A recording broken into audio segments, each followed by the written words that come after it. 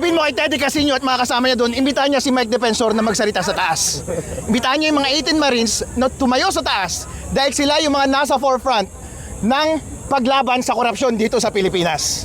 Ngayon po, welcome na welcome po ang ginawa ng White Ribbon Movement ngayon, ng White Ribbon Rally, na pinag-iisa niya lahat ng mga taong tumatawag sa korupsyon.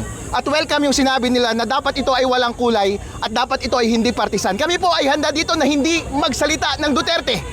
Handa rin kaming hindi magsalita ng anti-Marcos.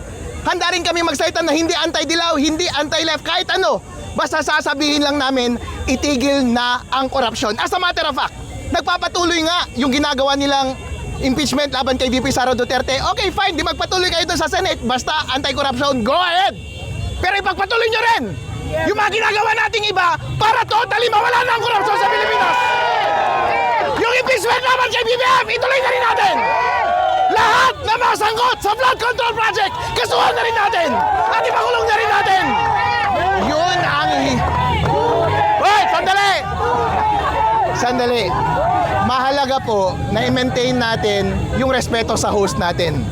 Ang sabi ng host, malinaw ang sinasabi niya, huwag maging partisan, huwag lagyan ng kulay. Nandito kami para iparating at ipakita yung graciousness na iyon. Pero nga lang si Teddy kasi yun nagsalita kasi na hindi welcome si Mike Defensor eh.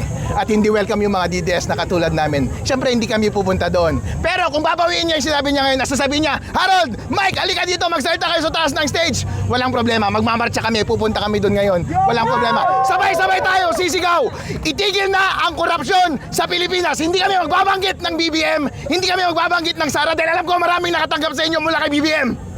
Pero hindi kami magbabanggit ng kulay at ng personalidad na sinusuportahan namin. Pero ang pinakamahalaga po sa Pilipinas ngayon, magkaisa tayo sa laban natin sa korupsyon. Kaya walang nangyayari, walang umaandar sa ating krusada para pabagsakin ang korupsyon ay lahat tayo mismo ay nagsisiraan.